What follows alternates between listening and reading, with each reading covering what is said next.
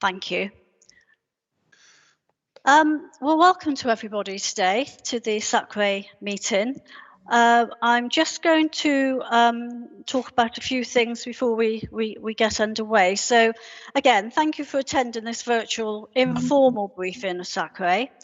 For openness and transparency, this briefing is being webcast on YouTube via the County Council website. I'm going to hand over to Sue Butler now in Democratic Services, who can confirm the attendance for the meeting. Thank you. Sue. Thank you, Chairman. Right, I'm just going to run through the names and you could just say yes if you're here, please. Right, Councillor Baines. Here. Yeah, Councillor Don.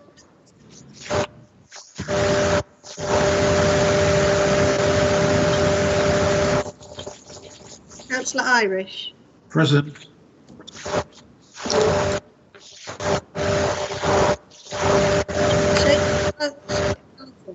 Sorry, can you hear any interference? Yeah. I can hear a lot of interference. It's I'm bad. just going to fiddle with my headphones. Hold on.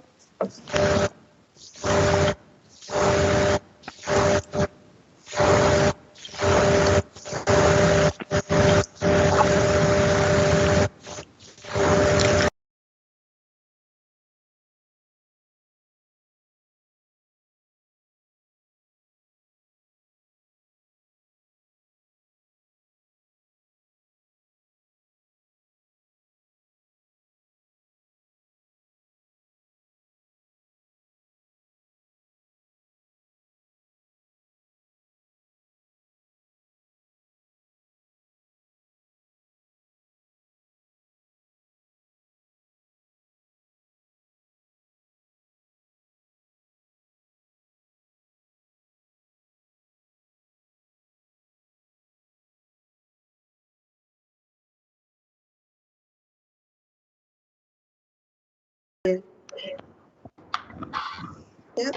Sheikh Fazil. Right, Chris Hughes. Yeah, Elizabeth Jenkins. I'm here. I'm here. Thank you. Rian Jones. Yeah, I'm here. Charmian Harrison. Sushma Sahashpal. I have no idea what's going on. I do apologise. Yeah. Eli Stewart. Ellie Stewart, no. Noel Thorpe Tracy. Arjun Devirdi.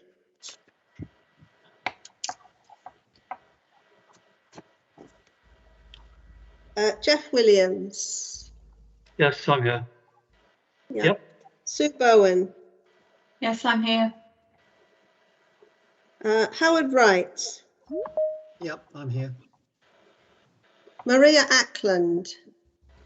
Yes, I'm here. Rob Sanders. Maureen Barnes. Yes, I'm here. Yeah. Graham Rowe. Julie Kelly. Yes, I'm here. Yeah. Rachel Jackson. Carson Elday. I'm here. Yeah. Alistair Richardson. Chris Robinson. Present. James Pitkin. Yes, I'm here.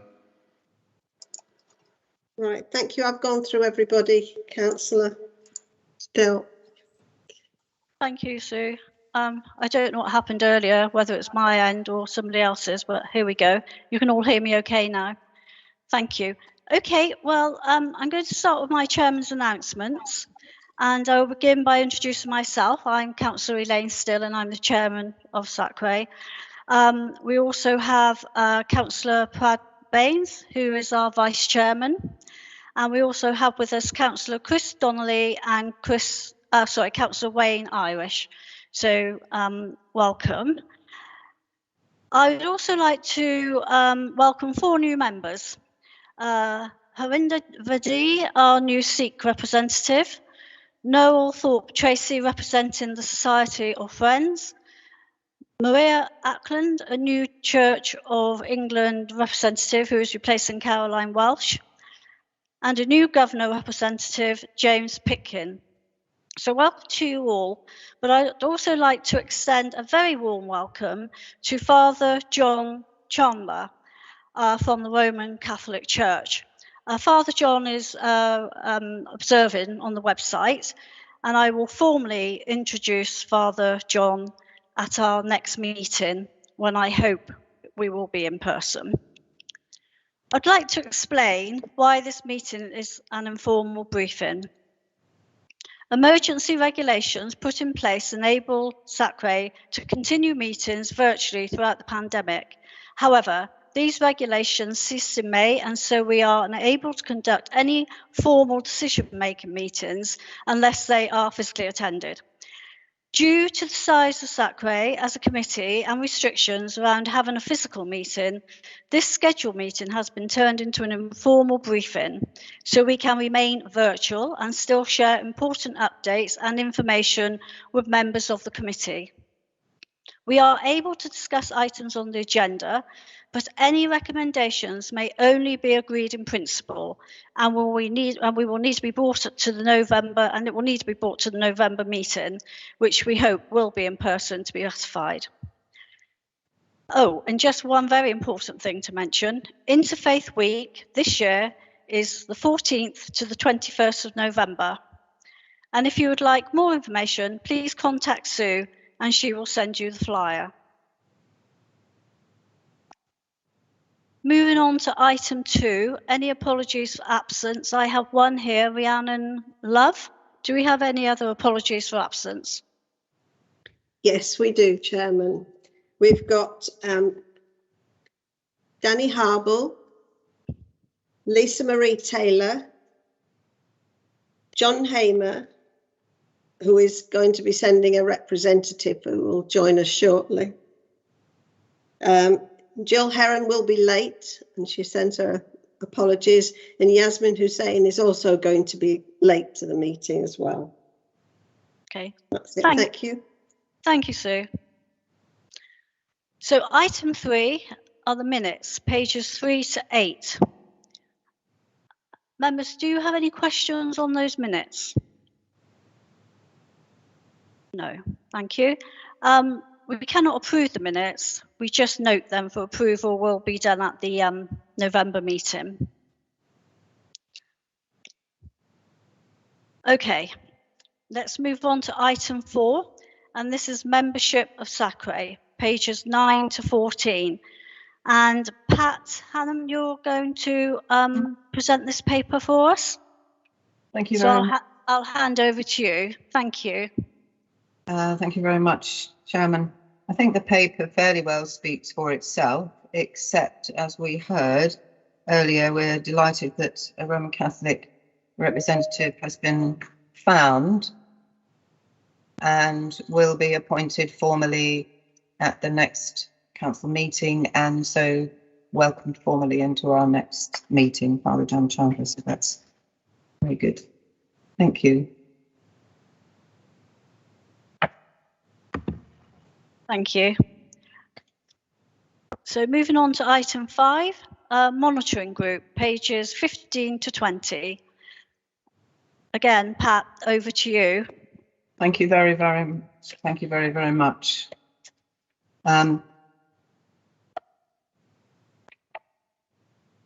Again, by and large, the monitoring group report speaks for itself. I'll just say something about the secondary events before passing to Justine, who has a few things just to introduce regarding the primary events mentioned. We're delighted that a secondary network meeting has been able to take place virtually during these times. And in actual fact, the membership, the attendance at that meeting, because it's been virtual, has perhaps been higher than it was beginning to be when we were meeting face to face. I would say that's really because teachers don't have to also add driving time to physically go to a meeting. So they can finish doing their business in school, work in school, and then log into the meeting. And we've been holding afternoon meetings from 1 o'clock till 4. And as I say, they've been very well attended. I think I'll hand to Justine, please.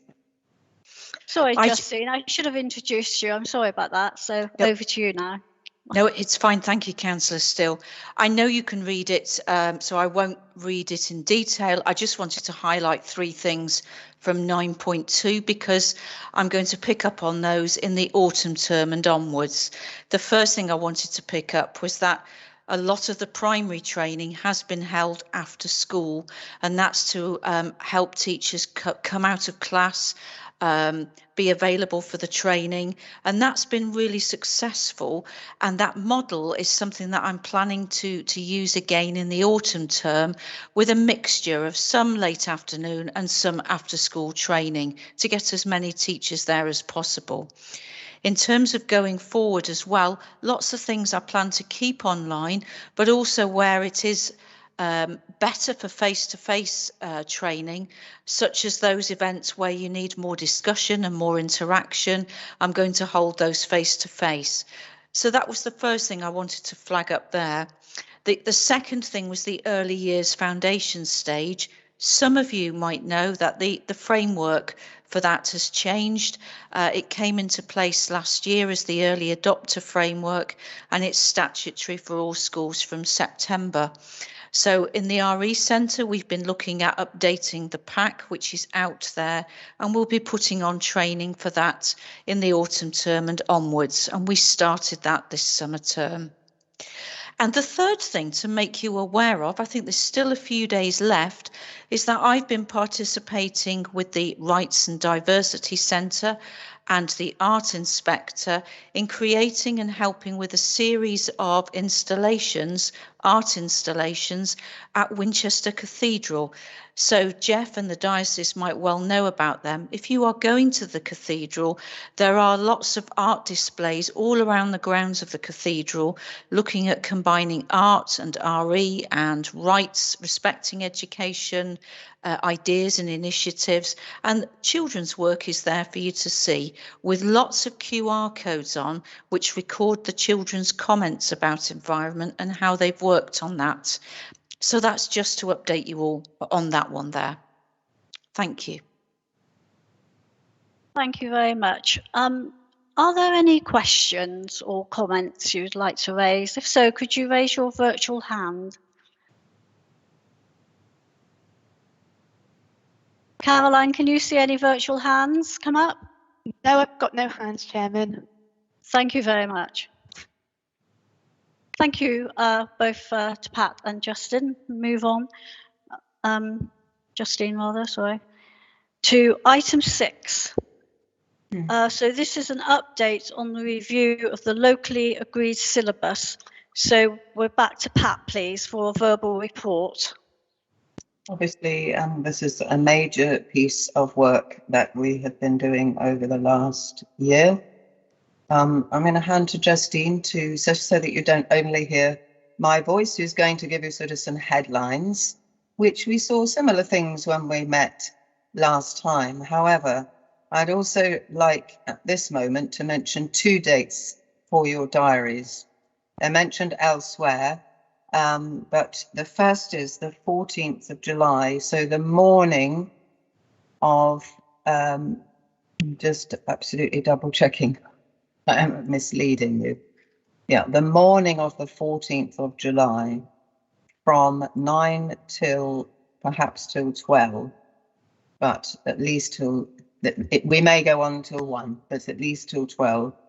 We have an opportunity where we are going to bring together representatives from all 4 SACRAs, so Hampshire, Portsmouth, Southampton and the Isle of Wight have been participating in this and who share the agreed syllabus, and we've been reviewing at the same time.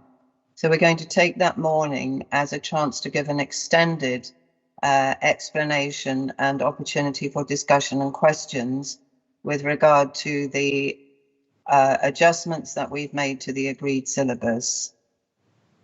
And what we have also done this morning, Justine and I have put another date in the diary of the 21st of July, just in case there are still remaining questions that members of this secretary have.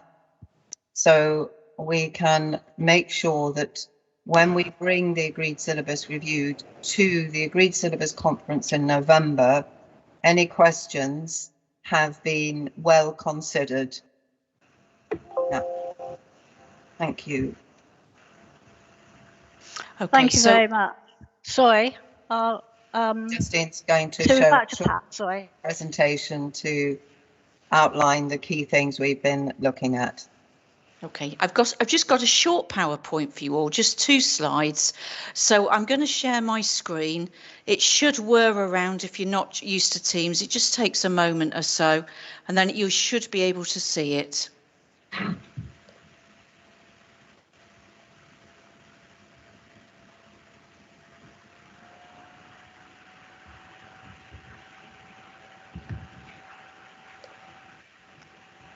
Oh, that's not. You skip over. Oh, it is. It's coming there, isn't it? Okay, bear with me a moment, folks.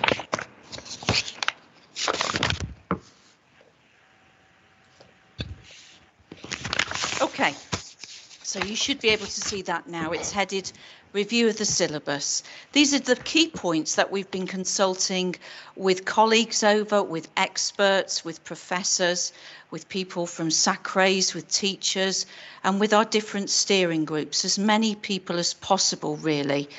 The first point that we've really thought hard about is that we've consulted widely with people to consider our purpose statement for RE, because that's the thread that drives the teaching of RE throughout primary and secondary and special. So we've shown as many people as possible our purpose statement, and we're just looking at the wording of this now. Pretty much it meets our needs. We're happy with it. We're just looking at 1 or 2 words and whether that we need to change anything there. The second thing in response to teacher requests is that we are looking at the current arrangements in the syllabus. The current arrangements are as follows, that if I just take primary as an example, in Key Stage 1 and in Key Stage 2, children look at the study of Christianity and one other tradition in depth.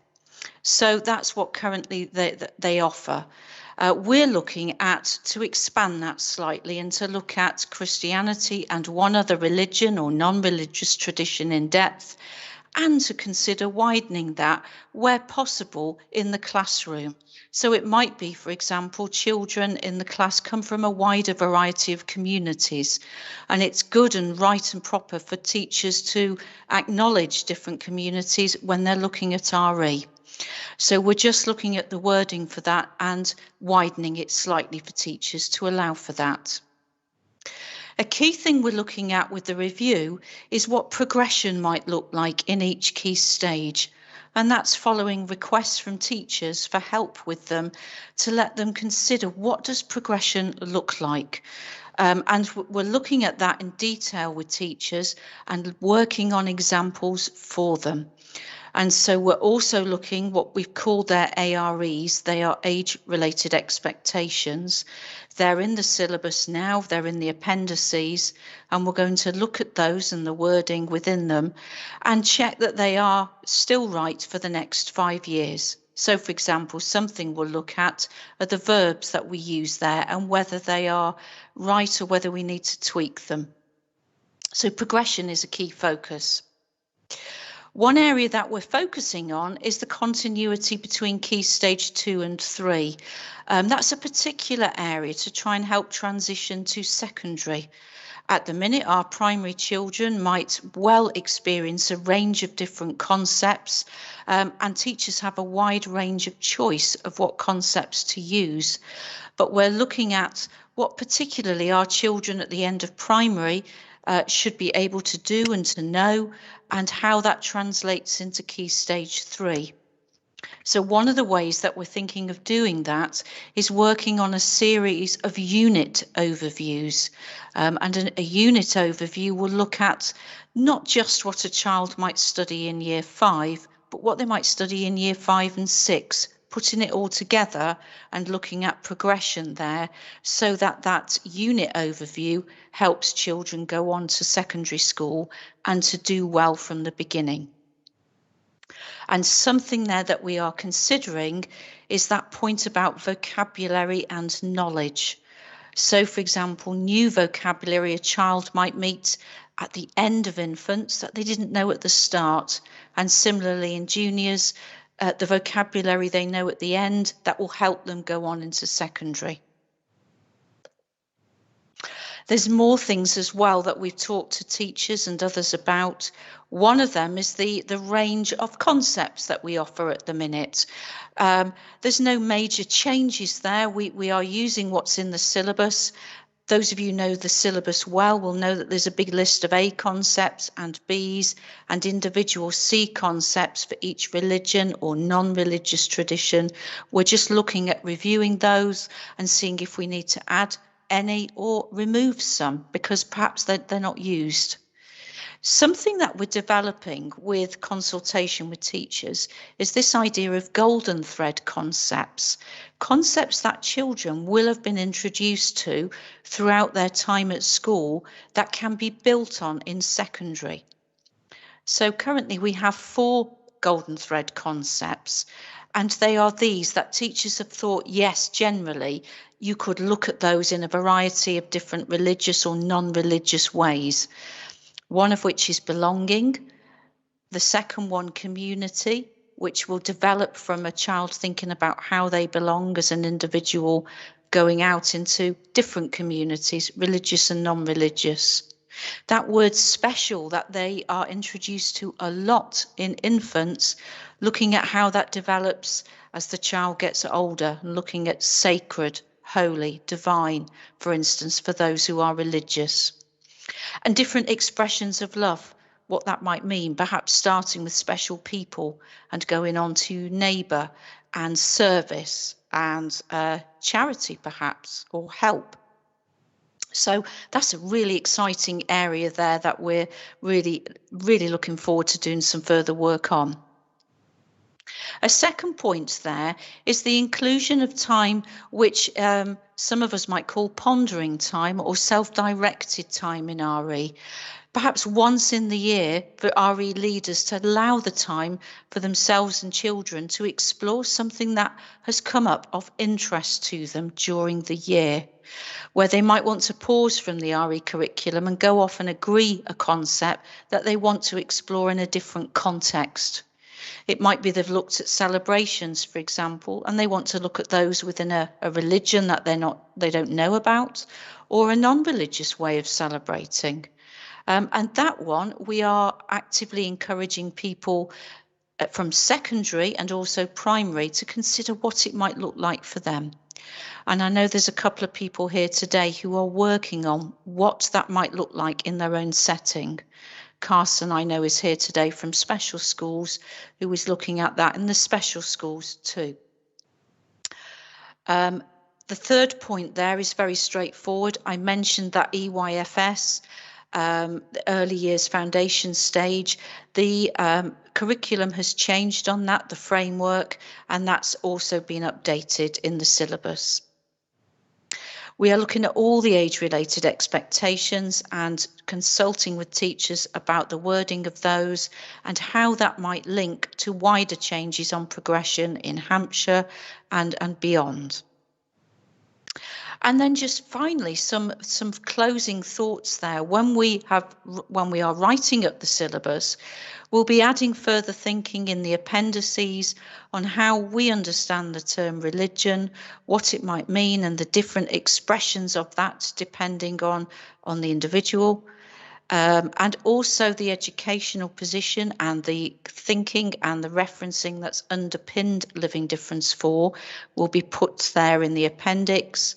And we'll be looking at ways that we can consider what we choose to study in RE and how we approach that and how we address it with children.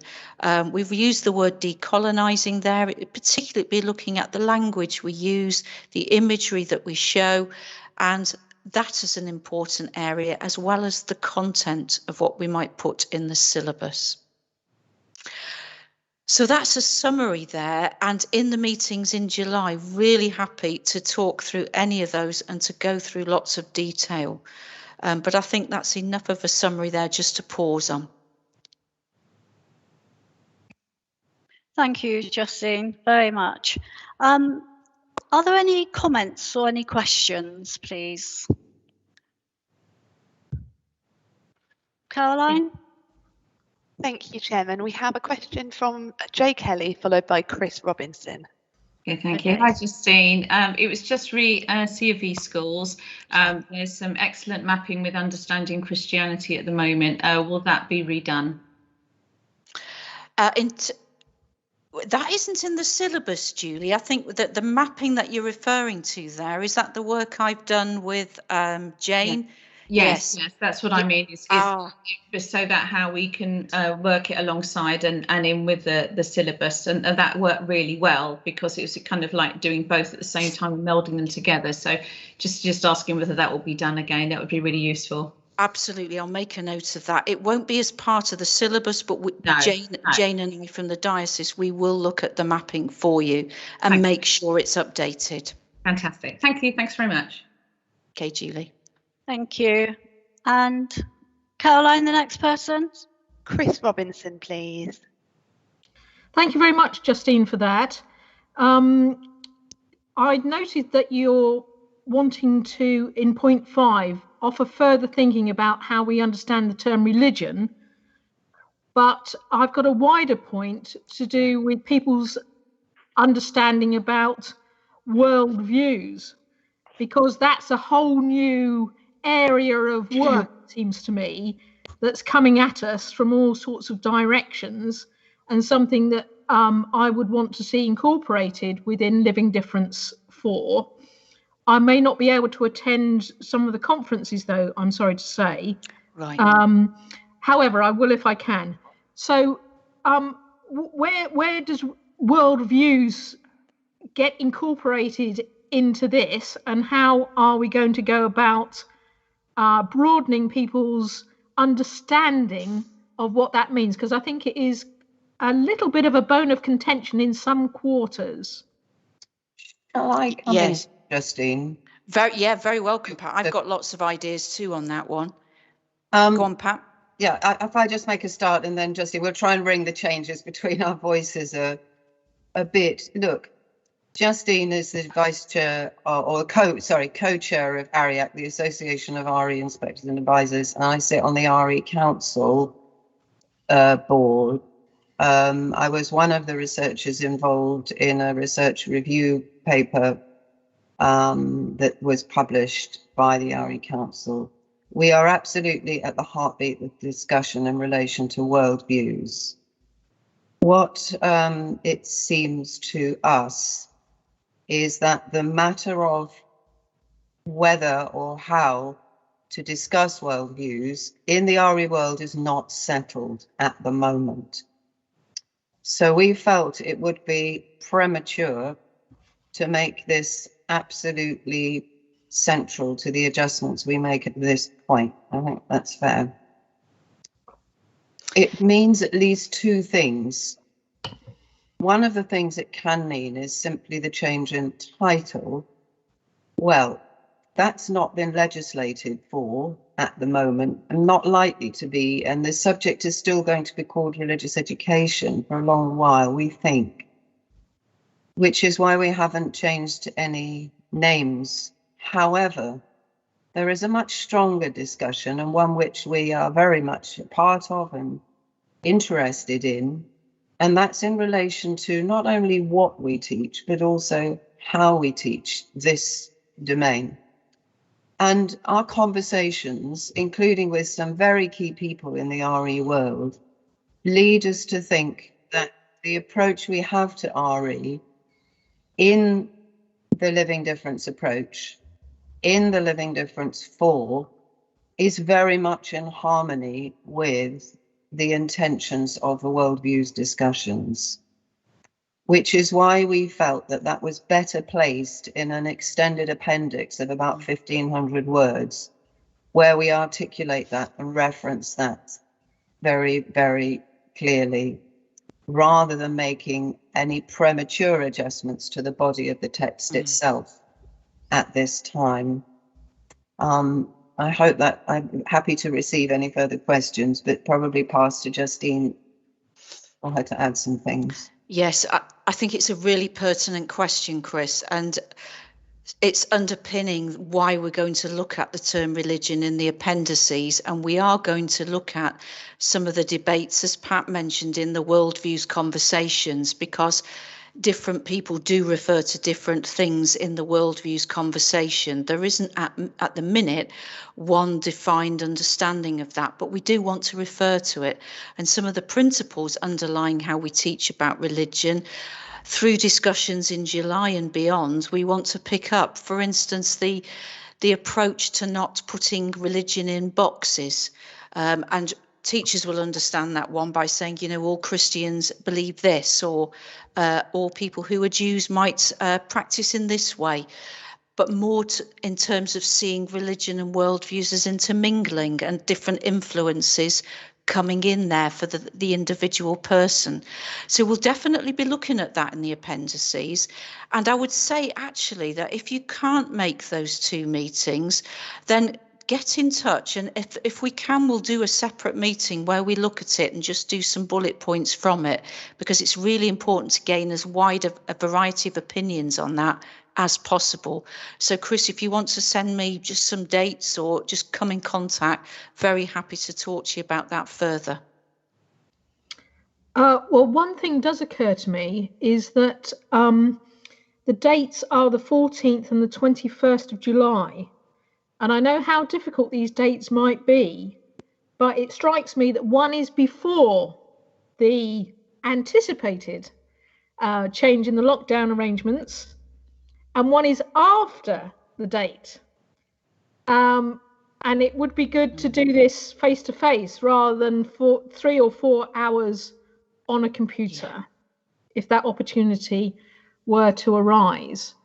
But thank you very much for the invitation. But I think it is more to do with the discussion amongst ourselves as members of SACRE and with other members of SACRE in other local authorities.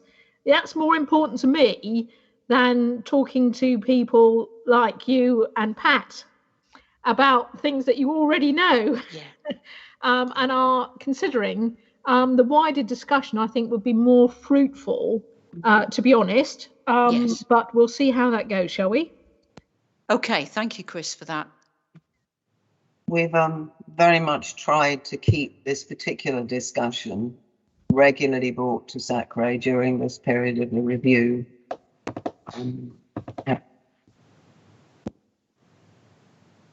Okay, thank you for that. That was very interesting. So, Caroline, I take it there are no more speakers? We have one further, please, Chairman. Sue Bowen has a question. Thank you. It's not a question, actually. It's historic, because I'm just answering Julie's query about dovetailing understanding Christianity with the revised Living Difference. I know that Jane has already started looking at that, Julie, and I know that the work on that before was incredibly helpful to the church schools. So rest assured that work will be done. Thank you very much. Thanks, Sue. Chairman, sorry, Jeff Williams would also like to make a comment, please. Okay.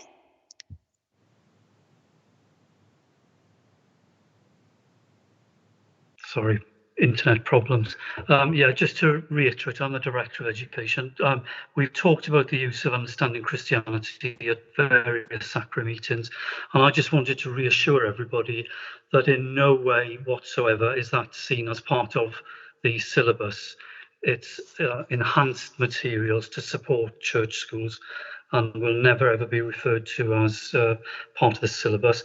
One of my colleagues who leads on RE, as Sue has said, has already run some sessions for RE leads, pointing out the key differences that are being proposed under the new syllabus.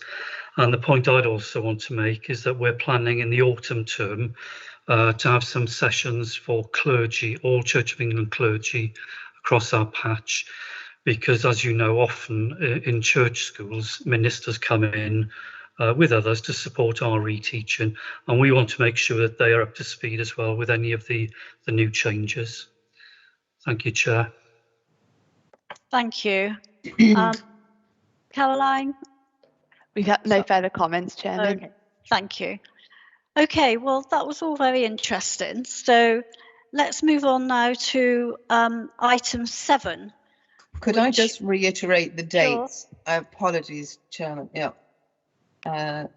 We want to just share this as much as possible. The 14th of July is the Inter Sacre meeting with representatives from the 4 Sacres. Please could you let Sue Butler know if you would like to attend that? Is that okay? If Sue collates names and I can make sure a link goes to that for everybody.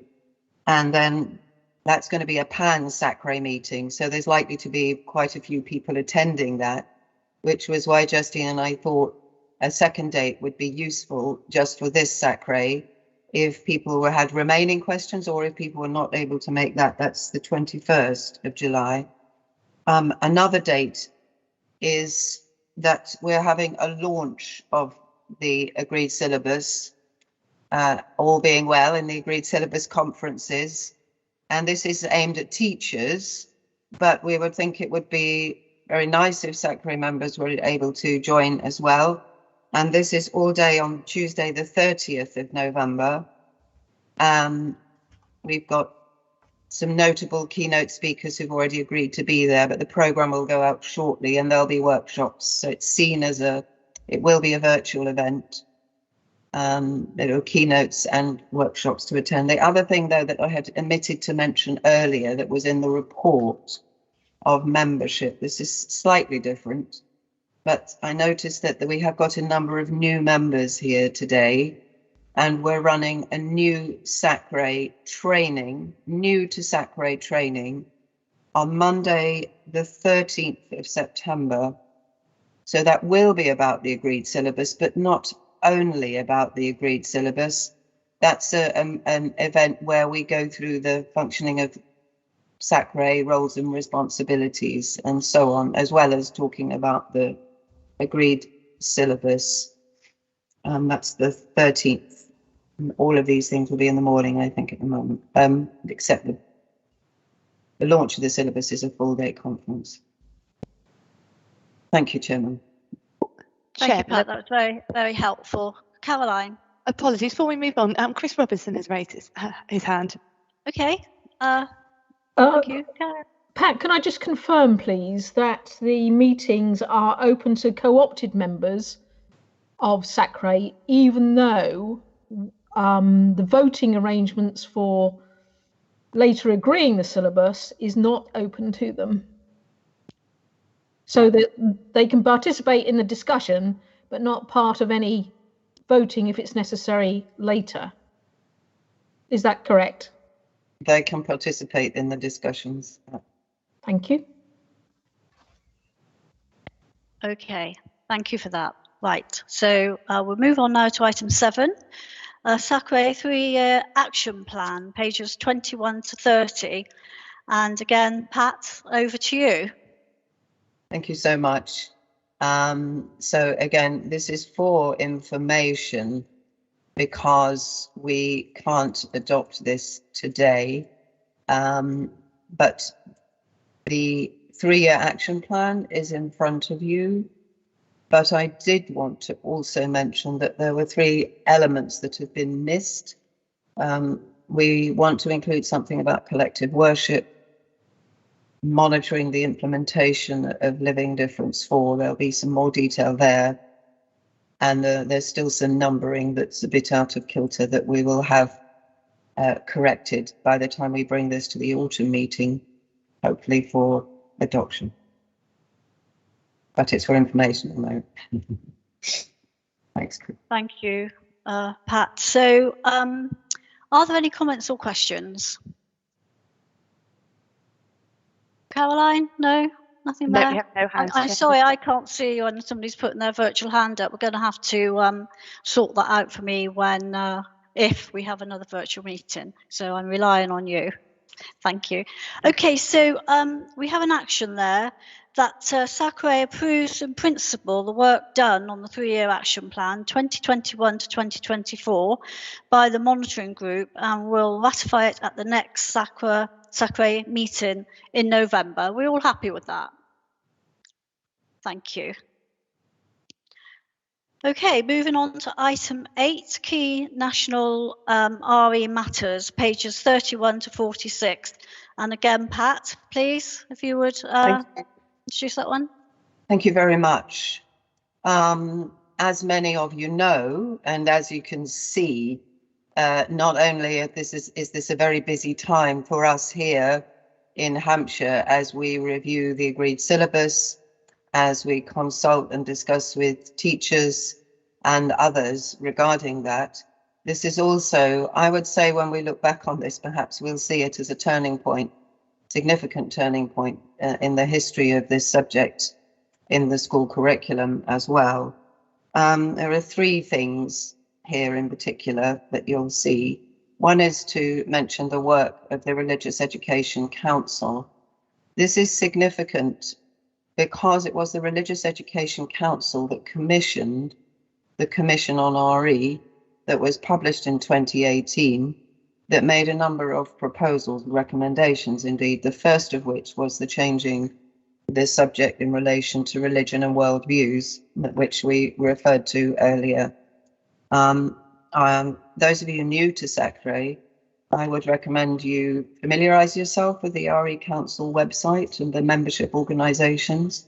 So this is an umbrella organisation that brings together a large number of organisations that have, as I said, an interested position in relation to religious education. It includes educational bodies, academics and advisors and teachers, as well as organisations that represent particular religious bodies. It's governed by a board that is elected. A number of members are elected on a 3-year, what could you say, carousel, and not all re-elected each year. And I was elected a year ago, so another 2 years to serve. And there are subgroups, subcommittees, one of which is the Education Subcommittee that I'm delighted to serve on. Our Religious Education Council has meetings twice a year, which formerly would have brought people together physically to meet, often in a place of worship in London. And the last several meetings, and you can imagine, have been virtual. One of the main needs is to engage all the member organisations. Now, there are several people here who are involved in their own organisation in different ways, are a member of the RE Council. But clearly the discussion about religion and worldviews has been a very in-depth discussion over the last few years in the RE Council itself. I'll proceed, if you don't mind, to sort of get to the end and then take questions perhaps on all 3 elements that we raise here. The second is the National Association of SACREs, and we have included in these papers the NASACRE report that was in relation to funding of SACREs around the country. Also, the annual general meeting took place in May, and this SACRE sent 2 members to that. I'm wondering if this would be the point to hear from the people who attended on behalf of this SACRE about the annual general meeting. Councillor Still, does that seem right before I go on to talk about Ofsted? So, are there any speakers on that, or? We don't have any hands, Chairman. Thank you, Caroline. Okay. All right. So we did have 2 representatives. I know that one was Sushma, who's not here, but I gather from people it was a very, very interesting and fulfilling meeting, in particular a number of workshops. But I'll proceed to talk about the Ofsted. So I have got some slides to share about this.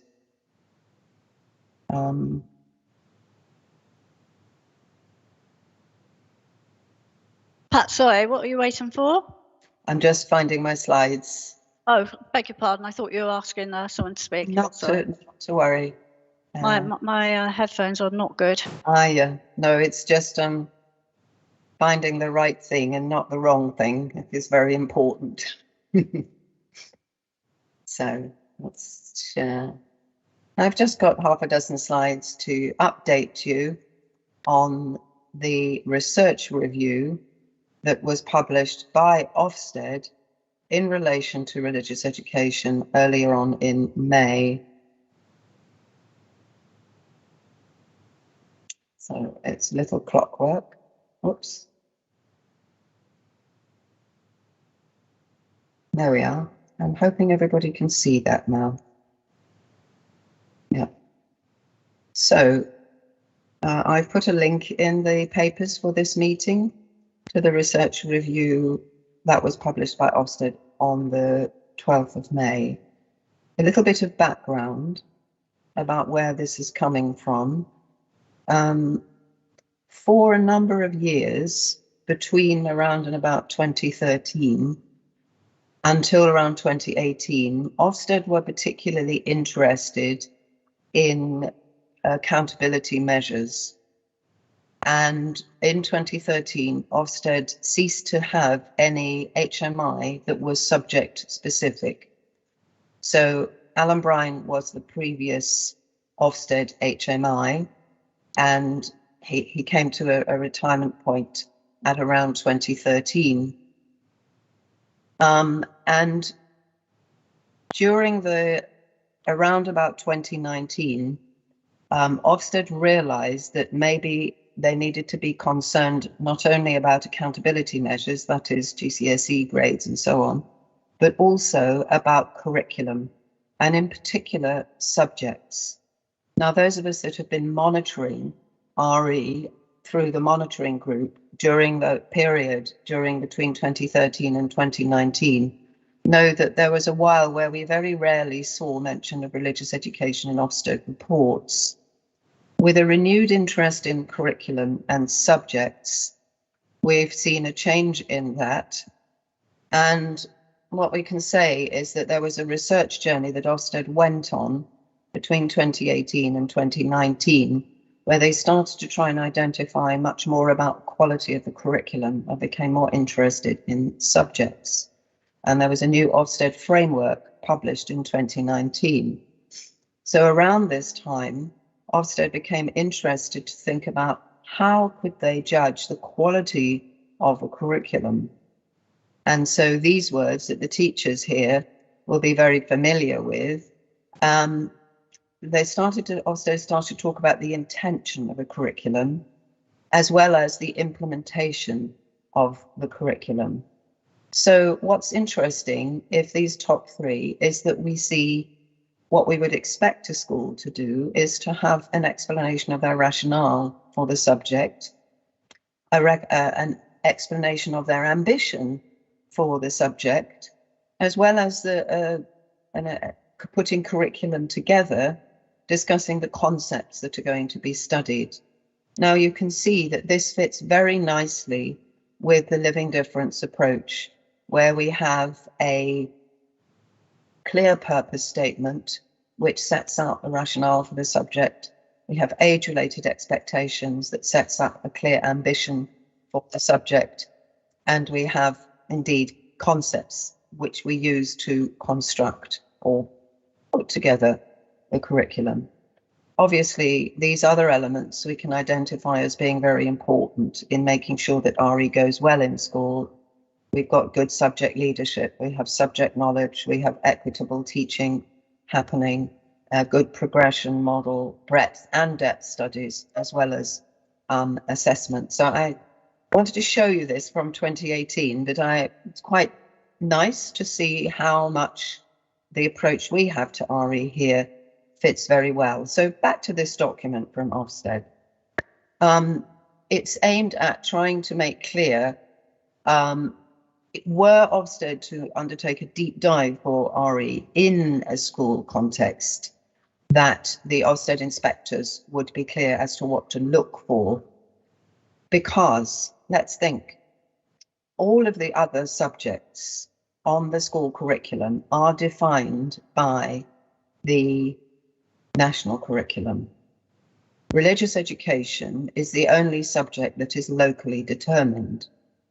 That means that there are quite a large number of different locally agreed syllabuses that Ofsted inspectors need to have some familiarity with when they go to an area to make a judgment about the RE.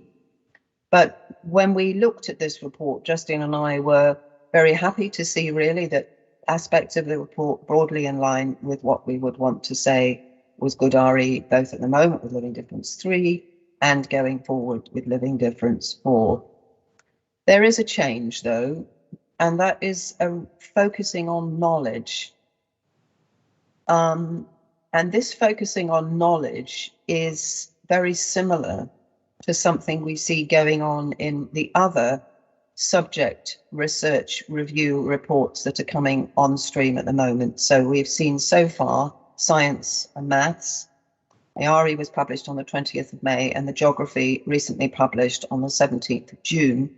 History is likely to be published at the end of July, beginning of August. So we're waiting with my other hat on for that. So what sort of things are mentioned in the report that we thought were important to bring to you here? One of the things is it emphasizes the locally agreed syllabus is the law. Like if you like, the locally agreed syllabus is the law. Anything in that is what should be taught.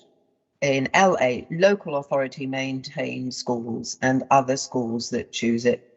Now in Hampshire, we know that almost all of our primary schools are local authority schools. If we're voluntary aided schools, however, and that would particularly include Roman Catholic schools, voluntary aided schools can use the diocesan syllabus. So Catholic schools in Hampshire use the Catholic diocesan syllabus. I can defer to Jeff shortly, but the Church of England recommends, or not only recommends, advises or says that all the Church of England schools should use Living Difference 3 at the moment and Living Difference 4 going forward. In light of the fact that there's so many different agreed syllabuses, the report, the review, the Ofsted Research Review into Religious Education emphasises there is no one single way of teaching. Some of us have noticed that there may be some things absent.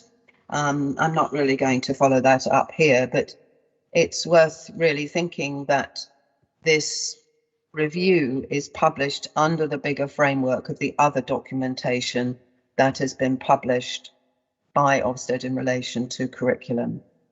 However, it aims to identify factors that may contribute to high quality RE curriculum, and it will be used to support Ofsted inspectors. It reiterates the legal requirement to teach RE across all key stages and the significance of locally agreed syllabuses.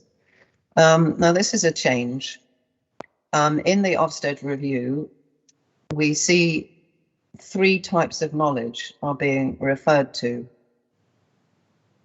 Substantive knowledge, that is the subject knowledge about religions and worldviews.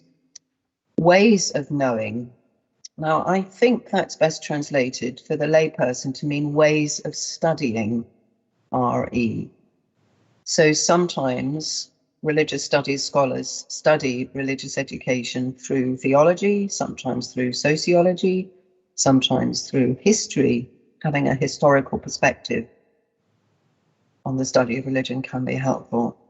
And then the third thing that's mentioned in the report is personal knowledge. Living Difference approach that we have emphasizes a clear pedagogical approach to RE, and we have a cycle of inquiry, which is how people should teach, but a little bit more on knowledge. Now, the only thing I want to say here, okay, is the discussion on knowledge in religious education is quite an old debate. It goes back to the 60s, and we can identify it in the literature. So you can be absolutely certain this is there will be a considerable more debate. Nevertheless, the three types of knowledge fit very well with what we want to say. And schools don't need to change anything. Substantive knowledge, the stuff, as my predecessor would have spoken of, that belongs in the inquire and contextualise step.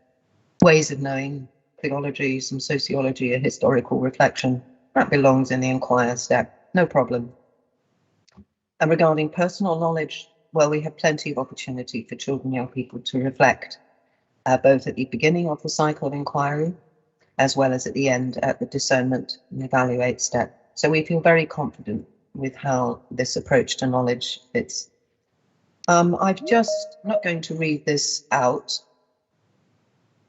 but this is taken from the report verbatim about what may constitute high quality RE. And again, we don't have any problem with this.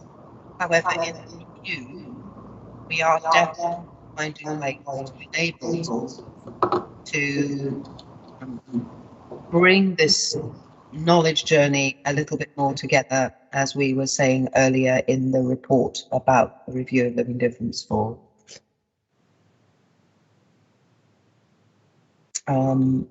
I've just got two more very quick slides. There's a comment there about how much religion should be studied, how much religious education should be studied. That's very much in harmony with what our syllabus says. There's this phrase that I think our teachers have found helpful. High quality RE curriculums do not require excessive content, but do need cumulatively sufficient content. So that's perhaps something we are taking heed of here, is how we ensure that the cumulative knowledge adds something over a key stage and across the key stages. And finally, we don't only want to see Abrahamic or Dharmic traditions studied, we want to see a mixture. We want to see a mixture of breadth and depth, and this very much concurs with the conversations we've been having in the review. It emphasises teachers are going to need professional development. Fortunately, in Hampshire, teachers do have many opportunities to access professional development. And we have a clear sense of what progression means in Living Difference. And that's it. Justine, would you like to add or emphasise anything before we take some questions? Just looking at it there, Pat, I think the key thing I'd emphasise is we do it anyway, but it's worth people knowing that. The second bullet point, that's in line with our guidance about not just teaching Judaism, Christianity and Islam, but also looking at what we call the Dharmic traditions too, Hindu, Sikh and Buddhist traditions, and maybe Jain traditions too, if some schools do that, as well as humanism. So we do advise on that. But I think that's worth pointing out because people might have wondered about that one. The third bullet point, I think is really in line with what we do. The Ofsted review talks about the different ways people express religion. That's really feeding into the worldviews conversation about almost the messiness of where you get your views from. It isn't just from one source. It might be from your current context, the country you live in, the geography of where you are, etc. And it acknowledges that, and we always put that into our training with words such as many, some, a few, or even querying. I wonder how many people might do this. So all of that really echoes what we say anyway, and I think a really good thing there is the reaffirming that teachers should teach RE rather than higher level teaching assistants or other people, which schools might occasionally use, but it does re-emphasise teachers are the best ones to teach RE. And the points there about assessments, we're working on including in the review of the syllabus. Those are the key things from me, Pat. Thank you, Pat and Justine, very much. Do we have any questions or comments? Louise, are you with us now? I am, Chairman. Yes, Chris Robinson has raised his hand. Thank you, Chris. Would you like to speak, Chris? I think you may well be muted, Chris. Yeah, I'm just getting over the shock of my transgender transmutation or whatever it is. I'm actually female, Louise. Apologies. Just for the record. Okay. Sorry, I do apologise. It's not a problem, honestly. I found the Ofsted document riveting. I'd have to say it is a heavy document. I think it's very comprehensive. It's sometimes provocative.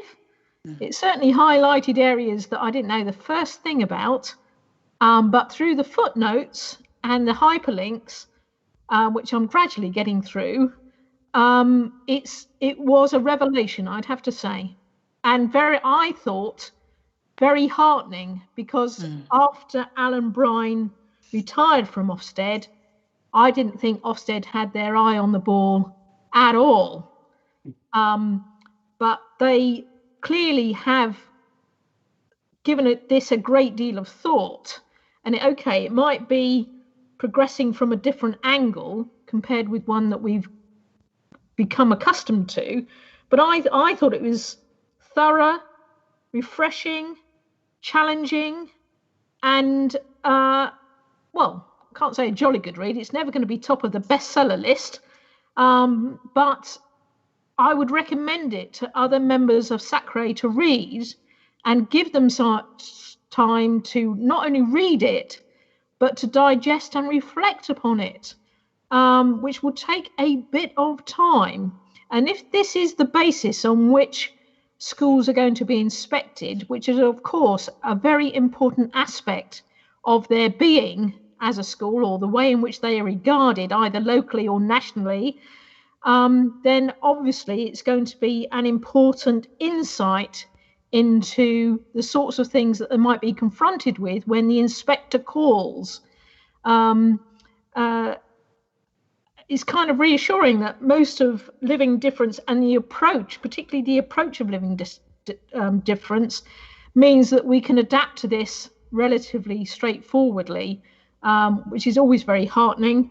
I wonder if it'd be possible, Pat, for your slides to be incorporated within the minutes of this particular meeting, or this informal briefing, I'm terribly sorry, as a sort of touchstone of what your views are. Thank you. Pat, are you happy to do that? I'd just like to say that these slides are very much a team effort between Justine and I. That's really important. I'm wondering whether the best thing might just be to circulate to people who are interested, rather than attaching them to the minutes. What do you think, Justine? Sue, have you got any ideas on that one? I don't know, whatever is you feel best, Pat. What would you prefer to do? Chairman, there won't be any minutes of this meeting, cool. because it's an informal briefing.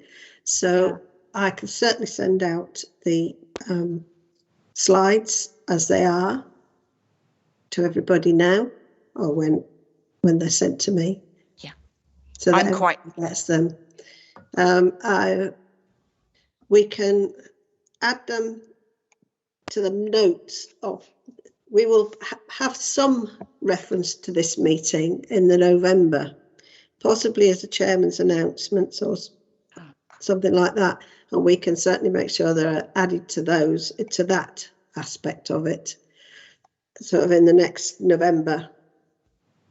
Perfect. That will be wonderful. Thank you, Sue, very much. Okay. Yeah. Okay.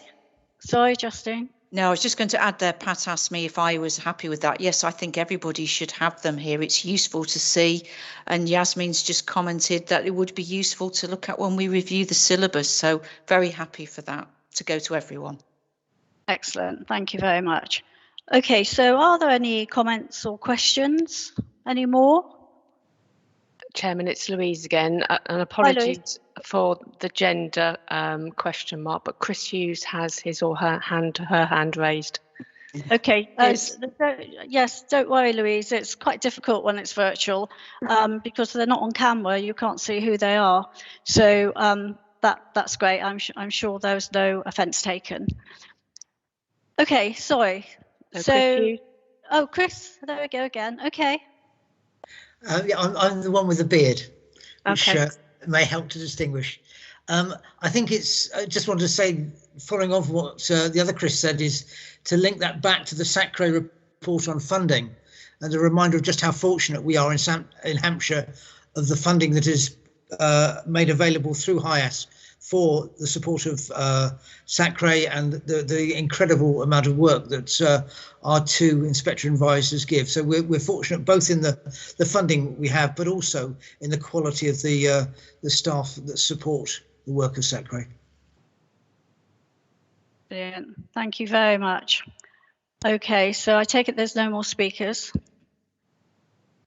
So can we just note then that the SACRE note, we note the report to go forward. Anyone want to? No. Okay, that's great. Thank you. Right, moving on to item 9, South Central SACRE Hub, and we're back to Pat again. Thank you, Pat. No, I'll hand this to Justine. Justine. No, it's fine. Enabling this now. Yeah. So just to update people here who perhaps don't know what the South Central Hub is, it's a meeting place really once a term for people from different SACREs along the South Coast to come and just discuss matters of interest to their SACREs. So we usually have people from Surrey SACRE, Portsmouth, Southampton, Hampshire of course, East Sussex, Bournemouth, Christchurch and Poole, and because of that, lots of the people also sit on Dorset and I think Wiltshire SACRE. It's an opportunity for us all to meet and to discuss what is of interest at that moment to our SACREs. So we last met in March and we met again recently in June, about 2 weeks ago. Two things that were really quite key that people talked about was we actually shared the processes and the things we were doing for reviews of our syllabi. And we talked a lot about that in terms of where do people start with that and what do they do for it? Really in terms of practicalities of what's involved there. So people were talking about surveys to schools, reporting back to SACRE on that, setting up meetings with teachers, looking at syllabi page by page, all the things that Hampshire has done, and where people are in that cycle and how long it's going to take. And it's very much from the point of view of people on a SACRE working through it with other people commenting rather than consulting with experts. So that was that point. Something that came out of it that the Hub said they'd really like to do next year is to put on a series of webinars where people from SACREs can just come and talk about what they do on certain issues. One of which Chris Robinson might be interested in, which was about how they approach religion and worldviews. And that occurred to me just as I was looking at this. So I'll send the dates out for these when I do them. They asked me for a session on my research, which I'm doing as part of my master's, on decolonising the teaching around Jesus in primary school. One of the SACREs does a lot of work every time they meet on diversity, and other SACREs said, well, what does that look like then? What might you do for that others could take from that? And others were looking at resources for anti-racism. And so again, the question was asked, well, could we hear more about it? So that we will put together some webinars and we'll invite members of SACREs to come along to that. led by somebody from each sacre who's doing that item. And that was really those two main things. We also talked about the Ofsted review, and we talked about talking about that with fellow sacre members. And our next meeting, one thing to report, that one of the schools that we had worked with quite closely for training in Southampton had received a gold award from REQM, the quality mark for RE. So that was shared there. And our next meeting is going to be in September. So that's just an update from that one. Thank you, Justine. Are there any speakers? I can't, excuse me, I can't see any hands, Chairman. Okay, thank you, Louise. Therefore, then we shall note the update. Thank you again, Justine. Okay. And we move on now to item 10, which is any other business. So can I invite anybody with any ideas or comments from the committee? Any speakers, Louise? None that I can see, Chairman. Thank you. Okay, so we'll move on to item 11, which is the date and venue of the next meeting. So the next meeting is Tuesday, the 9th of November, and we are hoping we will be in person in Ashburton Hall in Winchester. Then I've got a note here saying prior to the meeting at 2 p.m, there will be an agreed syllabus conference to approve the new syllabus. I'm not sure what that's all about. Could Justine or Pat just explain that to me, please? Yes, so the meeting at which we adopt the agreed syllabus is configured as an agreed syllabus conference. So we'll be going through this in detail at the training in September. It is a separate meeting with separate minutes and a separate agenda, but the same people attending. So there'll be two pieces of business at that meeting. The first is to accept the minutes from the meeting which we held in the beginning of 2020 when we agreed to review the syllabus. And then we'll have a presentation about the Living Difference 4, and then our hope is sincerely that the syllabus will be adopted by the 4 groups. So there will be a formal vote, and each of the groups, you'll remember that something that's unusual about Sacre, but special as well, is that we don't vote individually. Each group has one vote. So on a matter such as the agreed syllabus adoption, Group A, Group B, Group C, Group D will need to gather everybody separately, and we'll have a discussion, and hopefully there is a consensus view from each group. The syllabus will be adopted at that point. So yes. Pat, thank you very much. That all came back to me when you started to explain it. I think I just got, I was thrown by the, so that starts at 2 p.m. Okay, well, super. Thank you so much. So I think that's the end of our meeting now. And briefing. And I would like to thank everybody that's attended.